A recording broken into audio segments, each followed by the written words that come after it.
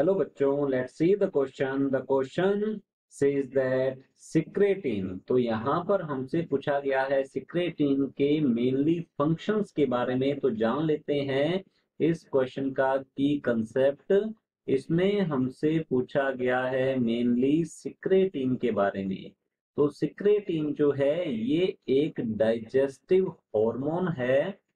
यह एक digestive hormone है और इसे सिंथेसाइज एंड सिक्रीट किया जाता है by the wall of duodenum. Mean हम कह सकते हैं इसे सिक्रीट किया जाता है डुओडेनम की वॉल के थ्रू। तो डुओडेनम वॉल जो है ये इसे सिक्रीट करती है। और अगर हम सिक्रेटिन की बात करें तो इसके बहुत सारे फंक्शन जो है, इसका रेगुलेशन जो है देखने को मिलता है लीवर पर, पेंक्रियास पर, स्टमक पर। ये रेगुलेट करता है उनके फंक्शंस को। तो हम देख लेते हैं वन बाय वन। तो फर्स्ट ऑफ ऑल ये क्या करता है, ये डुओडेनम की जो इसकी पीएच है उसे ये मेंटेन करता है by inhibiting HCl production in stomach. तो हम कह सकते हैं इनहिबिट्स। तो इसका जो फर्स्ट फंक्शन हम यहाँ डिस्कस कर रहे हैं, इसके हम यहाँ फंक्शन या इफेक्ट्स देखेंगे। तो इसका फर्स्ट फंक्शन है इनहिबिट्स सिक्रीशन ऑफ, या फिर हम कह सकते हैं production of HCl hydrochloric acid in stomach. तो स्टमक में हाइड्रोक्लोरिक एसिड के प्रोडक्शन एंड सिक्रीशन को ये इनहिबिट करता है।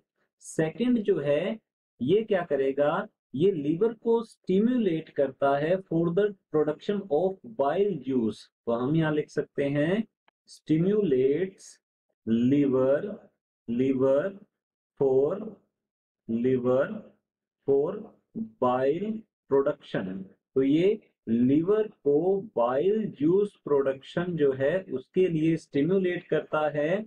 और अगर बात करें, ये पेंक्रियाज को स्टिम्युलेट करता है, stimulates pancreas pancreas for release of bicarbonate ions. तो हम कह सकते हैं फॉर रिलीज और सिक्रीशन ऑफ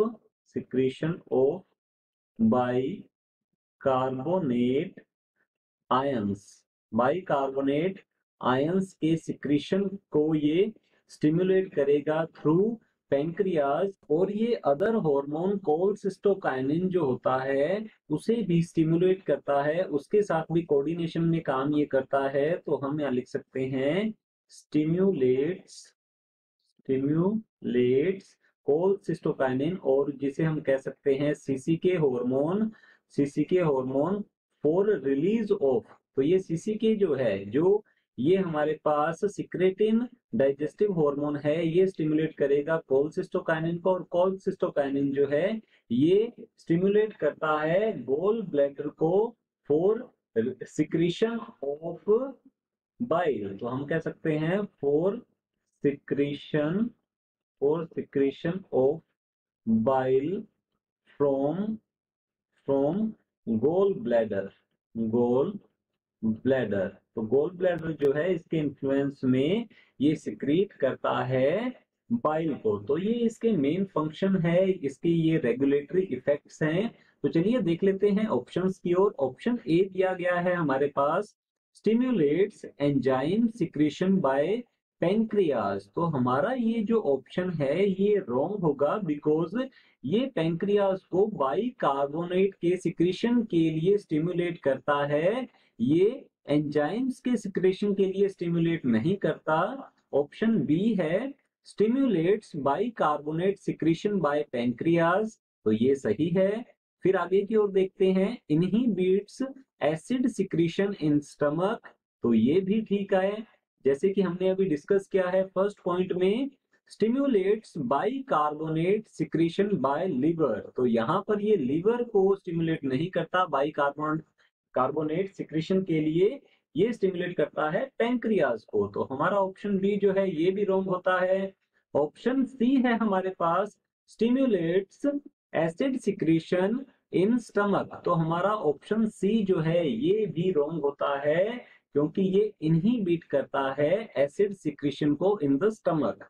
ऑप्शन डी है हमारे पास स्टिम्युलेट्स गॉल ब्लैडर। तो ये गॉल ब्लैडर को स्टिम्युलेट करता है, ये स्टिम्युलेट करेगा कोलेसिस्टोकाइनिन को और वो आगे की ओर स्टिम्युलेट करता है गॉल ब्लैडर को। नेक्स्ट है inhibits acid secretion in stomach. तो ये भी बिल्कुल करेक्ट है, जैसा कि हम फर्स्ट पॉइंट में देख पा रहे हैं, एसिड सिक्रीशन को ये क्या करता है, स्टमक में इनहिबिट करता है।